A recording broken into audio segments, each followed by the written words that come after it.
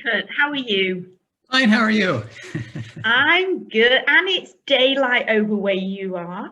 It's how are we now? 10 o'clock at night over here. Oh my We've God. been going strong since 12 o'clock midday, Oh my, and we've had people from all over the globe dipping into these sessions. So I know you have a wealth of experience in terms of ensuring people in the workplaces are respected so that organizations create systems to enable that to happen. And we're really looking forward to your presentation.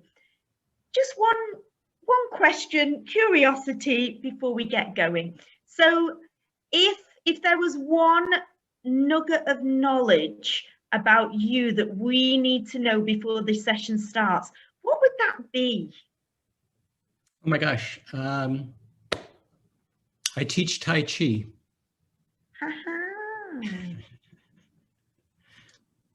That's why I seemed grounded the other day, so maybe that's why I seem grounded.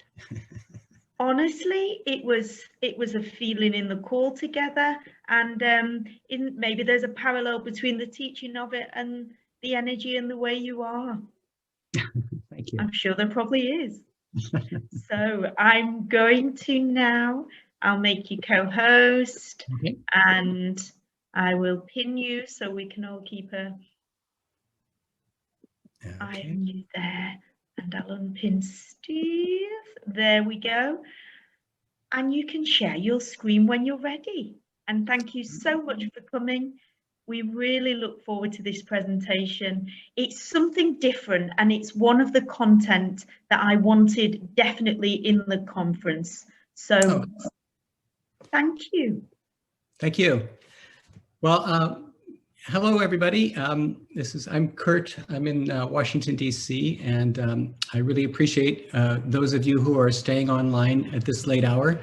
I look forward to an interesting conversation today. And also, I have a PowerPoint here with some voting technology, which I'm going to ask you to do, sign on with your iPhone so you can vote and we can ask the audience. I would like this also to be just a conversation, not a one-way dumping of knowledge or anything like that.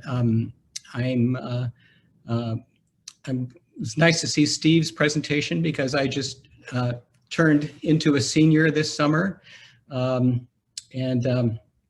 I retired a couple years ago. And so this is my second career or third or fourth by this time.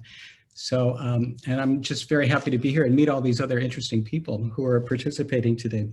So I've entitled my talk, The Business Case for a Respectful Workplace. And I know it's the program is about DEI.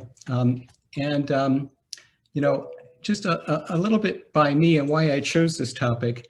And if I can get, okay. So as I said, I retired 2 years ago. Prior to that, I worked at the World Bank in Washington, D.C. In their ethics and diversity and inclusion offices. And I did things like write codes of conduct, and I taught courses on or workshops on ethics and conflicts of interest, sexual harassment prevention, unconscious bias, gender equality. And I went to 44 countries with the World Bank doing that. And the World Bank is amazingly diverse. It has people from 180 different countries, all very amazing. And it was really incredible. It's probably the most diverse place, one of the most diverse places you'll ever work. And just so many things. I'm from Indiana, which is in the middle of the heartland of the United States. And just to have that kind of exposure to different cultures, it was a vast, amazing learning experience for me. And my life really wouldn't be as rich as it has been if I had not had that experience. Also, when I retired a couple of years ago, I founded a company called Working with Respect with my wife, Laura Zam, who also does training on trauma recovery. And also she just wrote a book called The Pleasure Plan. So there's my contact information at the end. I also have a bibliography for this talk, which I'll be happy to share with anybody if they're interested in this, in the topic. So what I'm going to do is just see if the voting technology is working. So what I'd like you to do is pick up your iPhone or your cell phone or your Android or whatever you have, and go to the browser like Safari or Google and type in menti.com. If you want to put that in the chat box, that would be great. And then you have to supply this little code when it asks. It's 8771207.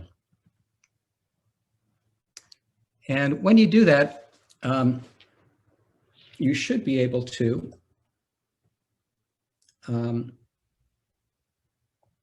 start typing.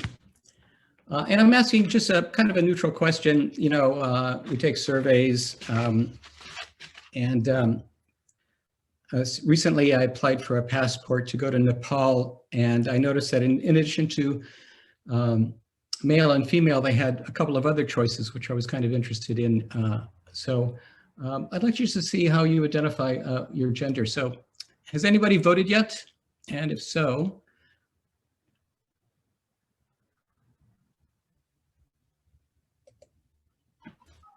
it doesn't work. We don't have the space to digit the answer.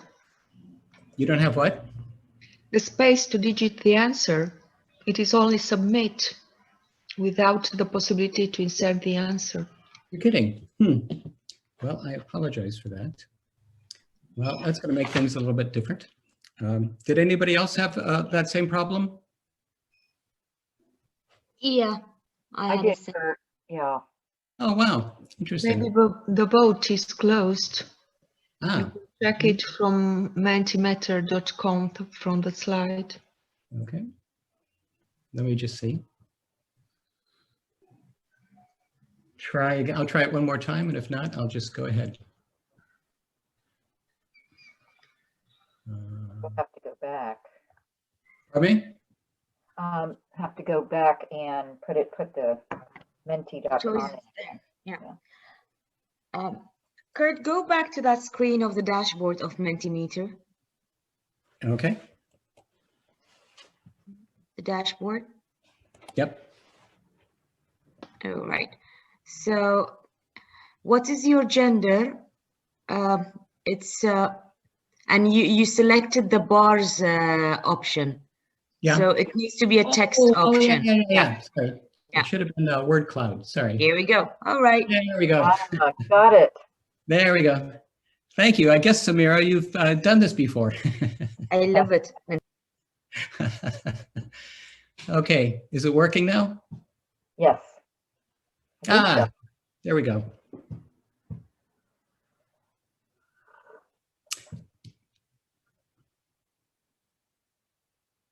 So we've got one vote so far. And obviously, the more people that respond the same way, the bigger the choices come. Hi, Susan. Hi, Kurt. Good to see you. Nice to see you again. Oh, interesting. Somebody drew. Nice.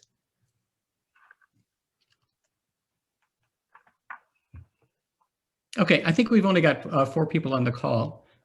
So that's 4 people. Okay, so the technology is working. Okay, so what I want to talk about is just, you know, you all have probably been looking at the recent headlines in the past couple months, past 9 months, I guess, or 10 months. These are some things that I just pulled out of the news last week about gender, sexual harassment, unconscious bias, all the topics that I'm sure you're all familiar with. And just, you know, it just seems like we're in a real defining moment in the world right now where, you know, people have been working for about the last, 30, 40 years on diversity, inclusion, equity. It seems like this summer, and especially with COVID, things have really been crystallizing a lot more. And I'm finding a lot more tones in the, are you able to log in? Sorry, okay. You've seen a lot more tones in the a different tone in the news about why it's more important and more critical. Sorry, I just had an interruption there. What I want to ask you is how successful have your DEI programs been if you're working in this area? So not at all so good, extremely good, superior. We've gotten perfect ratings.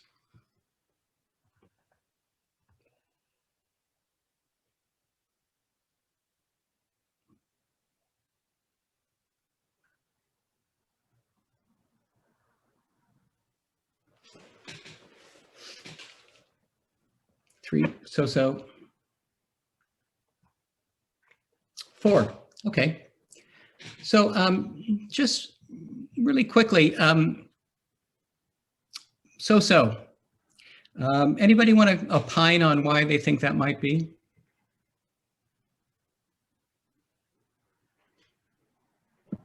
So I think partly to do with what is a priority in the workplace at that particular time.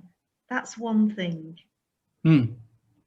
So do I hear you saying that there might be other priorities which seem to eclipse that, and sometimes you know, an initiative will come through and it seems to be, you know, the topic du jour.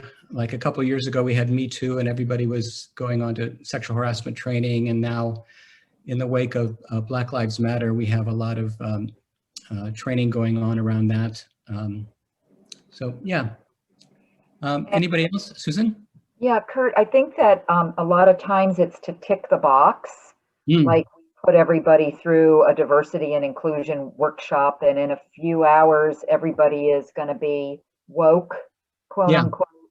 And it doesn't always tie to real transformational change in the organization, where all voices are really invited to the table and taken into account, and there's potential promotion opportunity, and you know, the good projects are also thought of, given to people who maybe aren't traditionally included. And so I think that's part of the issue. Yeah. Okay. So the kind of tick the box, and I think that's fairly accurate.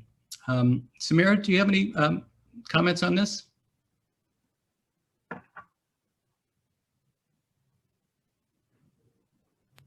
Well, from my end, I actually agreed, because that really resonated what Susan said.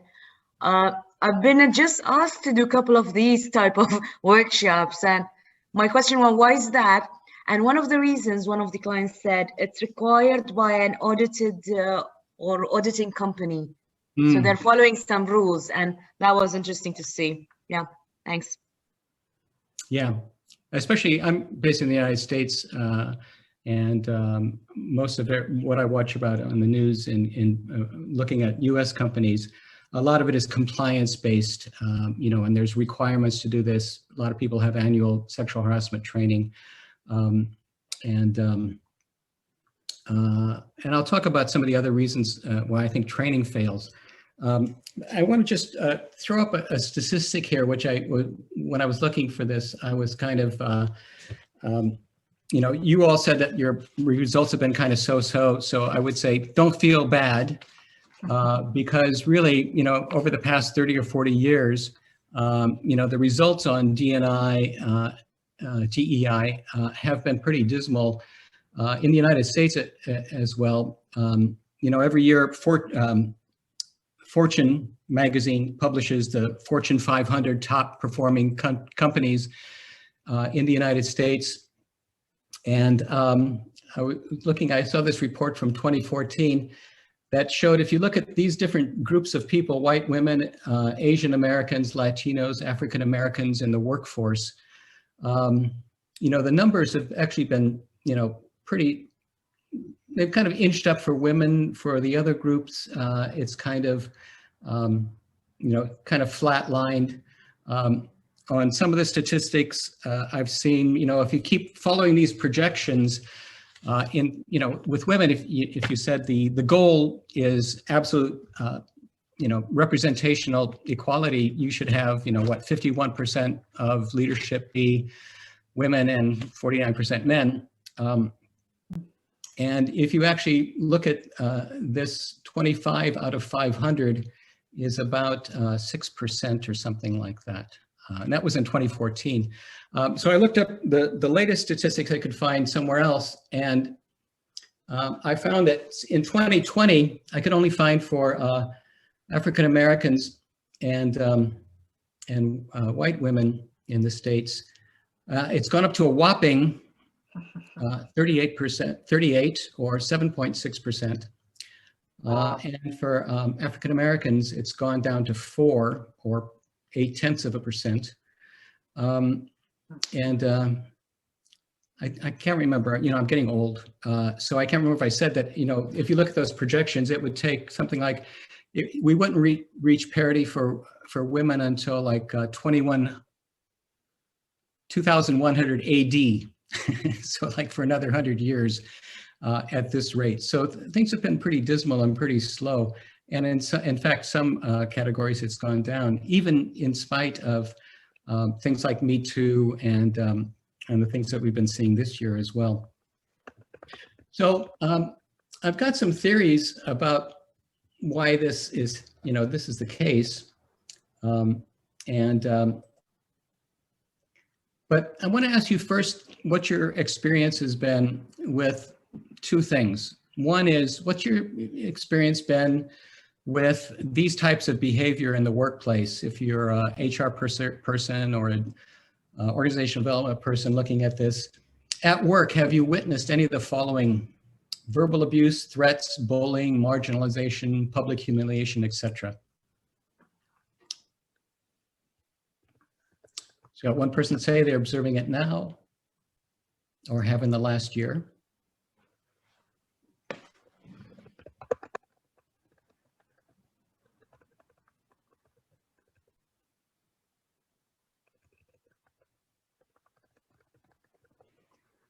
Okay, so this is interesting. I did a training like this when I was in the country office in my previous job. And when we went and we met with management first, they said, we know we have this problem with harassment in the office. And so we know that you're going to get, comments about this. Okay, so they know it was happening. So the question is, what have they done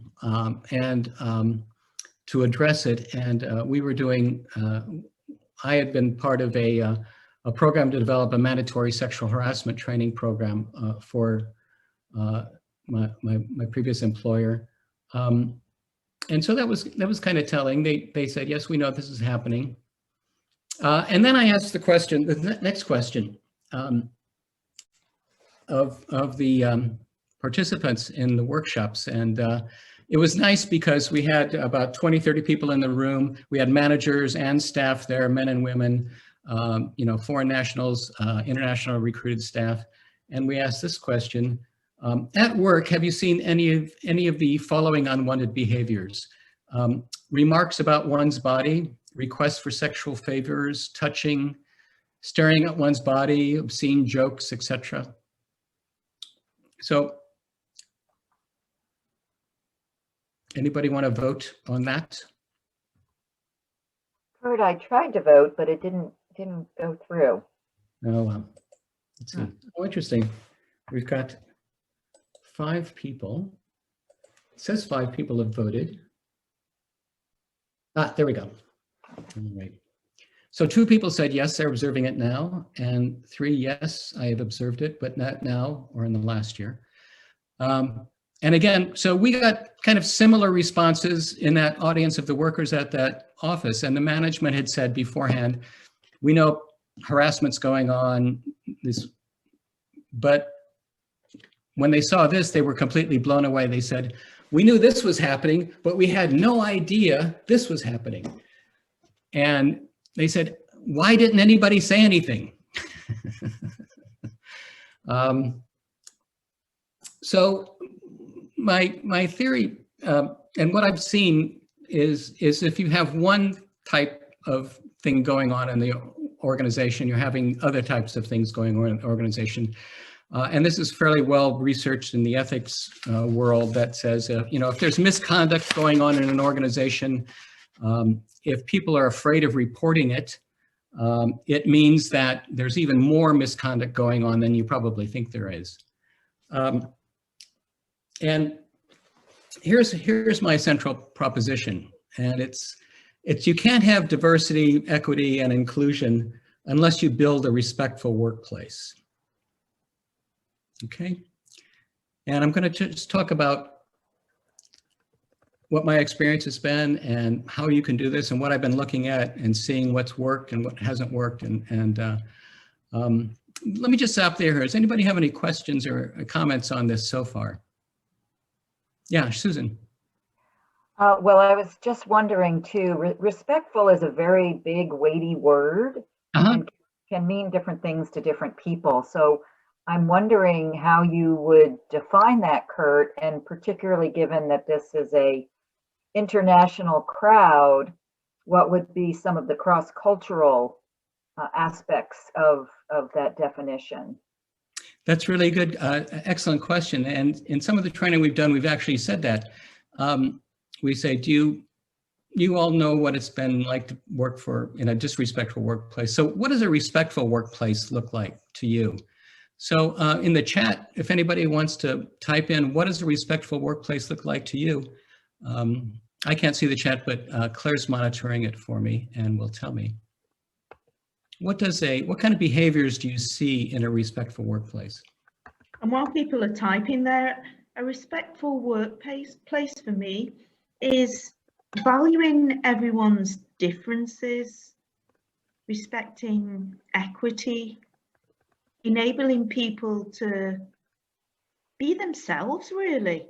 Mm-hmm. And then Susan's put in the box, everyone is valued for the skills and experiences and what they bring to the table, very similar. And Dr. Mohammed, accepting his or her different positions. Samira, no discrimination, respect for difference. Mm-hmm. Yeah. And, you know, I think if you ask, when we asked the people, when I did these workshops, I don't know how many I did, many, and you get a list of the same types of things. So people know what it feels like to be treated with respect, I think. And that's really, I think, true cross-culturally as well. You know what it feels like to be respected, what your dignity is. It's kind of a core value.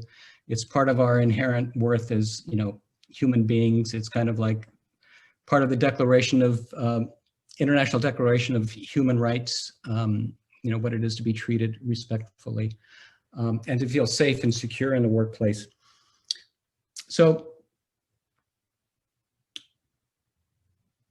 I think probably if you've seen some of the behaviors, some of you said you saw the behaviors, harassment or sexual harassment type behaviors in the workplace before.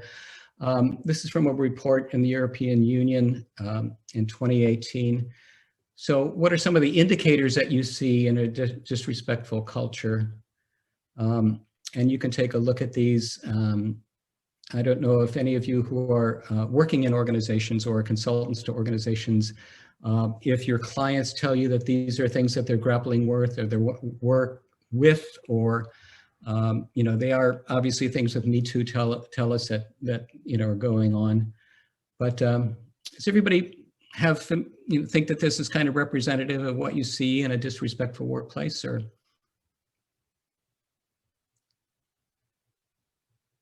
Steve, you look a bit troubled there. I can't hear you, but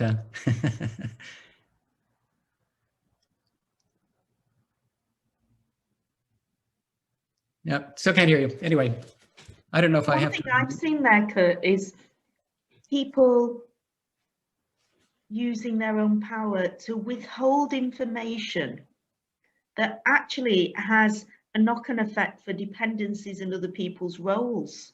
Mm-hmm. It's sabotage, really. Yeah. Yeah.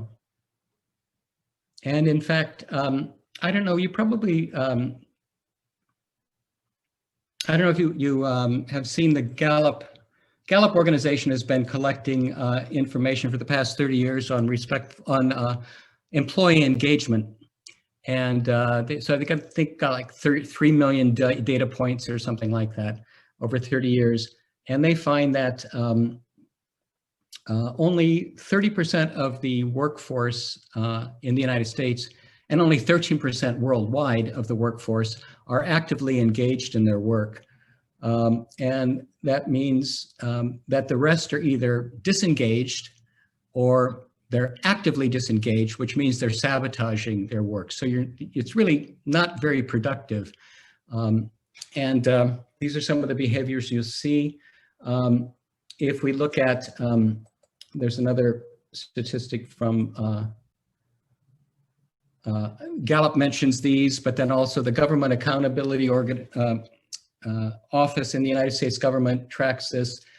And this is just for sexual harassment. But these are some of the things that you see. There are health costs, there are productivity costs, there are career costs associated with these kinds of behaviors.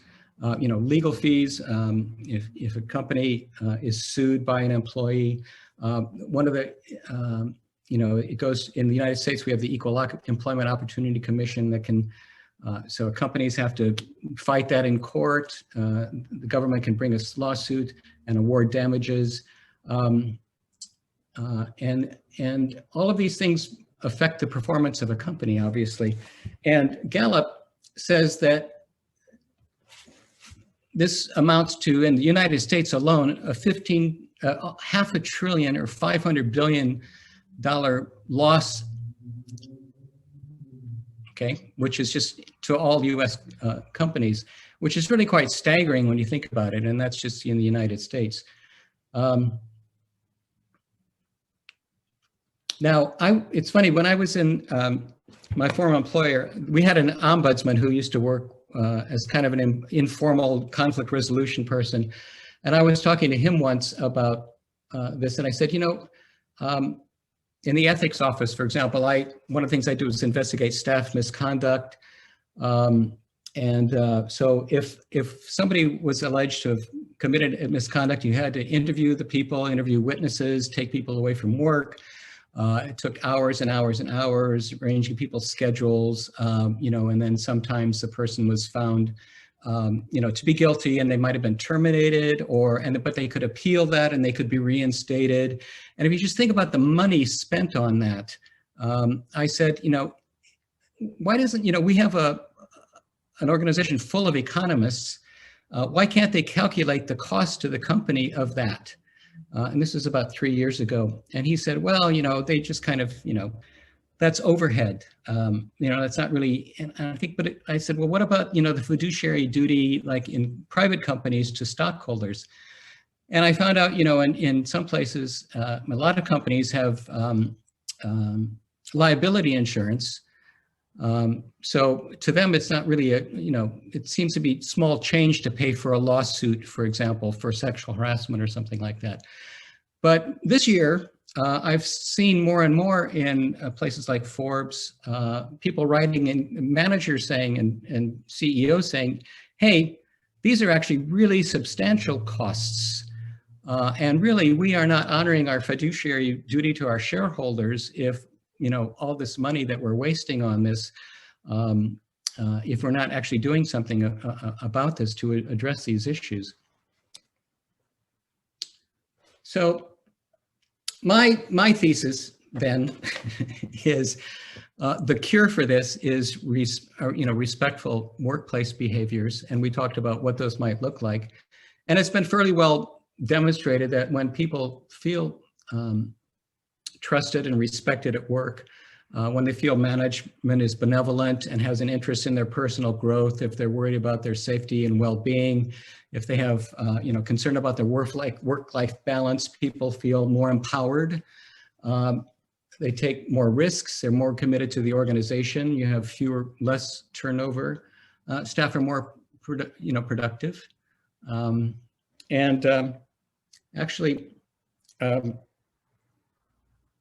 Yeah, I think I have another slide a little bit further on that talks about, how much that affects the bottom line. And there are some recent studies like by McKinsey that talks about, the value of a diverse and an equitable workforce.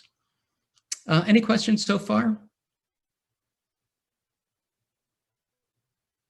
Nope. Okay. I've got a question, Kurt. Yeah. So one concern is having everything in place for the sake of audit and due diligence. And really, as I would say, being from the north of England, really going to town on it and having it as part of the way we do things around here, aligned to the organizational values. What can enable that shift? Well, that's an excellent question. And that kind of takes me to the next slide. Perfect. So really, it's the article I was just reading this morning where I grabbed this picture. And also another article, a research study. It's really that senior management has to embrace that there is a business case for having a diverse and equitable workplace.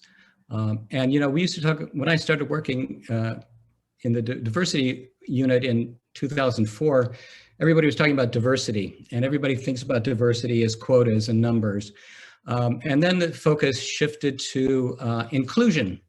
So once you have spent all this money getting the best people in the world to do the job for you from the best universities, and those kinds of things, if you put them into an environment and you don't value what they bring to the workplace, you're wasting them as a resource, right? You're not getting inclusion. So we have to kind of look at what are the structural drivers of that.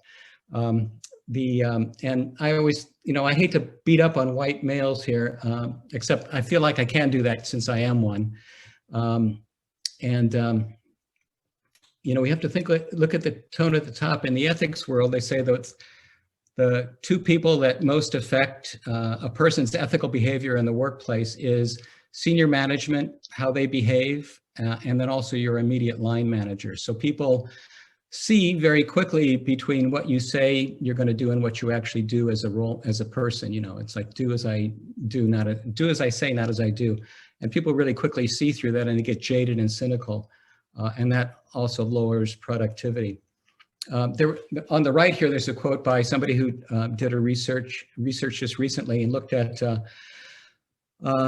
low sexual harassment firms as compared to higher sexual harassment firms that have high sexual harassment. And they looked at a lot of firms in the United States. And actually, if you go look at this study, they actually named names.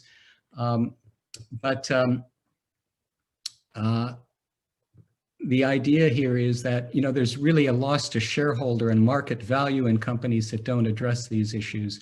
So really, it's kind of incumbent on you as OD people to kind of make this case. If people say, how can we address this issue? It's like, well, you got to get serious about this and realize that, there is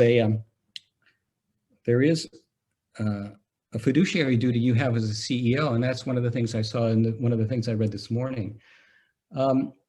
But I think about it, I think what you were getting at also, Claire, is organizational culture. So let's say we want to take a look at organizational culture, and I found some research that talked about organizational cultures and organizational tolerance for harassment. When I was looking at those and the literature around this, we found that there were a lot of factors that resist change and kind of contribute to this. And there are things like weak organizational values, as I said, the tone at the top. You have to look at what kind of behavior is rewarded.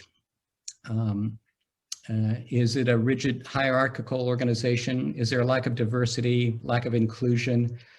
Are people who do bad things held accountable? Is there active discrimination? Is there retaliation for people who speak up? Is there gender stereotyping in jobs? Are there gender pay inequalities? Is there an old boy network? So there's kind of the things that are drivers that kind of resist the change. And, you know, it's, in a way, I was talking to my wife this morning, it's a power thing. You know, people who are in positions of power, like the status quo, it's been serving them pretty well. It doesn't really necessarily mean they get up in the morning and say, I'm going to be racist today or discriminate against people. But it's kind of like you always hear, this is the way we've always done it, and this is what works, and this is how you succeed. And, you know, they may have espoused values, but, you know, what is really rewarded in the workplace is what, you know, people end up doing, I think. So I hope, does that answer your question, Claire? Yeah, it does. And there's another question in the chat box. So Dr. Mohammed has said, how does sexual harassment influence productivity and value of a company? Well, productivity, you know, if I go back to that one slide that come from the Government Accountability Office, you know, a person who's being sexually harassed is obviously under a lot of stress. I've seen some studies that say that of women who have been harassed sexually, 95% of them have a subsequent PTSD episode. So if you think about things like absenteeism, sick days, if the company pays insurance benefits, if there's disability insurance and claims, all of those things are eating into, you know, obviously the profits of the company. So does that answer your question, Dr. Mohammed? I'm sure that helps. And there's another statement here. Yes, it does, he says. And there's a statement here from Khaled Hamid. I think it must motivate others to grow. I think having inspiring talent will motivate others and help people to grow. Model displaced a circle with its main stages: planning, attracting, developing, retaining, and transitioning of people, whereas there is no standardized model for talent management. Interesting. Yeah. So Samira adds, and those behaviors might be symptoms in more conservative places. Very interesting. You know, what I meant here, Claire, is because here it's kind of difficult in this area for, you know, especially women to come, let alone men, but especially women to come along and say, I've been sexually harassed. But if we look at this at face value, if we have a lot of absenteeism, poor quality outcomes, low collaboration, it might be something to make us a little bit curious if those are the signs of such a behavior at workplace, right? Mm-hmm. Absolutely. And there's even, I would add, definite harassment of men. Oh, and yeah. the same consequences in terms of absenteeism and so forth. Thanks, Samira.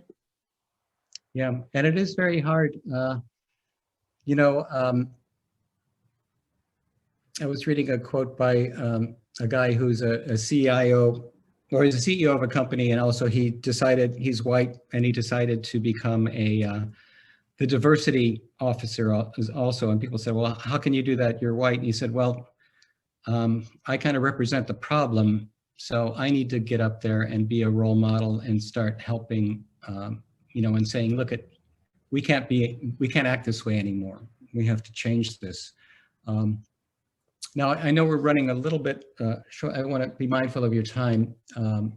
So we're good. Okay, so I want to just say, let's say you had to make, Samira, the case to management. So I think that you can always make the management aware by like appealing to, you know, the bottom line of the organization. So, you know, at some point, management does a cost-benefit analysis. You know, is it okay, are these problems we can sweep under the table or pay off, or have people, you know, pay people and have them sign non-disclosure agreements, or will our liability insurance cover it, and those kinds of things. So those are all costs that they look at, and risks they look at, and they might factor into, you know, should we, you know, go beyond just the check the box training, or should we do something else? And why isn't check the box training working, and those kinds of things. So I have a theory that, there's a very famous company that you might know of, the Weinstein Company, which kind of kicked off the Me Too movement a couple of years back. And so, this guy, Harvey Weinstein, was a cash cow for the company. Everybody loved him. He made so much money for the company, mentored so many up and coming, directors and stars and things like that.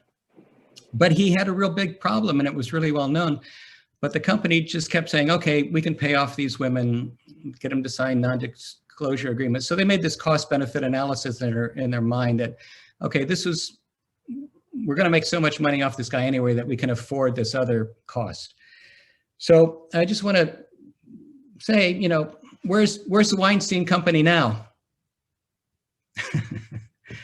Their cost-benefit analysis didn't work out too well, did it? So I think we kind of need to remind people in management that these are kind of like the real risks. You can't just keep. And we also know from the past couple of years, looking at things like the issues, how people have been treated in places like Starbucks and McDonald's, what kind of reputational damage these things do to a company once it gets out into the workplace, out into the media, and with the 24-hour media cycle, how damaging that can be for a company's bottom line. The other thing that you can do if you're trying to make the case to management is to go look at what the business dividend is for having a diverse, equitable, and inclusive workplace. And McKinsey, I don't know if every year they do another report about women in the workplace. And they've been charting for about the past 6 years. They call it the diversity dividend, gender diversity and then ethnic diversity. And they found when they started out that companies that had better gender diversity in upper management did 15% better than their competitors in the marketplace. Now, 2019, it's up to 25%. So it's been climbing. Ethnic diversity, it was 35% in 2014. It dipped a little bit in 2017, but now it's back up to about 36%. So if you want to talk about making the business case, you can outperform your competitors. You're going to be, if you're known as being a diverse and equitable workplace, you're going to be able to attract better talent. You're going to get better outcomes from your staff. You're going to have less turnover. You're going to people want to work there. You're going to get reputational, dividends from that as a great place to work. There are organizations called Great Place to Work, which is partnered with Fortune 500, Fortune magazine, and they track what are the best companies to work with in the United States and in the world. So that's becoming part of the brand and the buzz of a corporation. So let me just ask you quickly, some of you said that your programs have been kind of so-so. Have there been any programs that have worked for you that you found that have been really effective?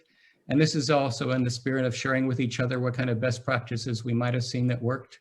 And then I'll talk about what we've seen in in some of the literature.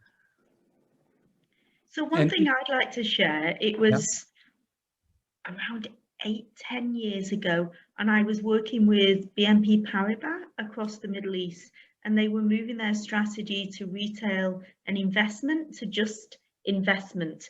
It was also a difficult time because of it was 2011. It was a difficult time because of the Arab Spring. They were potentially moving their head office from Bahrain to Dubai, and there was a lot going on in the region. The head office in France made the statement, good performance with bad behavior will not be tolerated. And that came from the top. Yeah. And our role was to get people on board the new strategy and to have sessions with around 25 at different levels in all the locations across the Middle East. And it was deep work, lots of discovery, and sometimes throwing the so-called, the plan, the curriculum out of the window, and change happened. Mm. Yeah. And, you know, as we know, every culture is different. Every organizational culture is different. It's probably hard to find a cookie cutter approach for everything, but I think it starts with what you know, and what I've seen in the research as well in literature is that it starts with dialogue and really going out and having those tough conversations. So anybody else have anything else that worked as well? Kurt, can you hear me? Yes. Uh-huh. Yeah, one thing I'd like to say is that I guess one of the rules you can apply is that the larger the organization, the more different subcultures they have, the harder it is to create a uniform sense of policy and ethics. I don't know whether you've ever come across the works of Hofstede. Oh yeah. Yeah. So Hofstede was an IBM guy who did a huge survey around all of the IBM countries all around the world and found a number of measurable characteristics of different company cultures. So actually, even with a smallish company with, say, different country operations, such as I had, you are going to find differences of culture which get in the way of these kind of diversity programs you're talking about. Yeah, exactly. And even within different sectors and just different disciplines, you're going to have those differences as well. Recently, I was on LinkedIn, and there was a woman who was she was at University of Massachusetts at Amherst, and she was posting a lot of things about gender equality and sexual harassment and those kinds of things. And somebody in her comment went after her. It was a guy, and it turned out he was an engineer somewhere. And there was a person following the thread, and you know, somebody said, well, how come you don't have more women in your area? Because he was really poo-pooing, you know, diversity and inclusion type activities. And he said, well, we'd hire more women, but there aren't any. And then there was a woman, a Black woman who was following the thread, and she said, you know, I'm a recruiter, and if you want, I can give you 10 resumes tomorrow if you really are serious about hiring people of color. So there's really a lot of changes that have to be, you know, there are cultural practices and norms and ways of behaving and ways of doing things. Getting cultural change is really, really difficult. And that's why one of the things, you know, when I worked in the ethics office, we had a code of conduct, and we did a whole values initiative to get everybody to embrace the organizational cultures. We did focus groups with people to try to find out what they believed in and what was important to them. There's been a lot of research on universal values and how, you know, people do have a core set of universal values. How they get enacted in different cultures are different. For example, everybody, you know, values family, but in some cultures where there's no social safety net, your family is everything. So your duty to your employer is secondary after your duty to your family. So you might do things that are not in the interest of the employer to benefit your family. And that can have, you know, it's not that, you know, people are evil, but just it's a matter of survival, that's how they survive. And we used to tell people in our workshops, you know, we can't tell you to turn against your family. However, you know, if that's a problem, you know, it's could be a career-ending move. So you have to bring that to us and figure out how we can mitigate the risk to you and yourself, because, you know, obviously we value you as an employee, but we don't want you to make a career-ending move.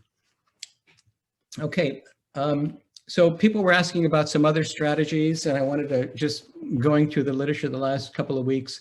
I don't know if you belong to the organization Society for Human Resource Management, SHRM. It's a good organization which has a lot of toolkits and research you can download for free. They have a how-to DEI guide, 9 steps. And one of the most important things, and we found this where I used to work as well, the diversity and inclusion unit, they really got management to start tracking data. Okay, how many women are hired? What level are they hired in at? What they're being paid at? What grade level are they paid at? What's their career track through the organization? And, you know, all things being equal, it was really glaring once they looked at that data up close that they did have structural inequalities and said, wow, you know, we really have to do something. So if you've got bean counters who want to look at data, the way to do, you know, satisfy them is to collect the data, and especially the demographic data on pay scales and, you know, those kinds of things. Also look at retention rates and exit interviews and those types of things. And then so on. Related to your business objectives, get buy-in, communicate the initiatives, measure and disseminate outcomes, and review and adjust. And so that's kind of the lather, rinse, and repeat kind of shampoo directions. You know, you're never going to get it right. In fact, last year there was a company on a program in the United States called 60 Minutes, and they were interviewing a CEO from a very large software company, and he looked at his data that he had started the company himself, and he found, you know, huge inequalities between how women and men were paid in the workforce. And he said, we're going to fix that. So they really made a concerted effort. Within a year, they got everybody equalized in terms of salary and experience, and equal pay for equal work. And then they came back 2 years later and they found that it had just gone to pieces. So just because you do it right one time doesn't mean it's going to last, because you're going to have attrition, turnover. People are going to, you know, go in and out of the workplace. People's careers are going to be put on hold. So you always got to constantly evaluate this. We talked about training. You know, a lot of companies are doing implicit bias training, microaggression, cultural competency, respectful workplace. People are looking at social justice. I'm a big advocate of sexual harassment prevention training and anti-retaliation training. One thing that I saw was a great practice. The UN has their management. There's the Secretary General. Every year they have a program, an ethics program, where the president trains his senior staff, and then they train downward, and they give them here's a pre-canned 2-hour session that you can deliver. You have to deliver. It's part of your work program to deliver this. And then you make your sub-managers part of their work plan to deliver this as well. So, you know, it's very hard to change culture, but if you don't have people saying the words and believing it, and you have somebody, and if a manager says to you, I believe in this, and you know that the organization takes it seriously and has mechanisms for redress and hold people accountable, then the manager can't go back on it, and you know, and if they do start acting up, people can go, aha, wait, but this is our values, you know. So I just thought that was another interesting approach. So what other companies I've done, you know, people have diversity compacts, and that's kind of about the numbers, but it's not so much as, okay, it's if you have a qualified pool of candidates, and all things being equal, they're all equal, you know, in terms of experience, qualifications, blah, blah, blah, blah, blah, then give preference to the person who's in disadvantaged group. So it's not favoring a person just because they're disadvantaged for a particular job and hiring somebody because they're less qualified. It means you're just giving preference if they are equal, if the qualifications are equal.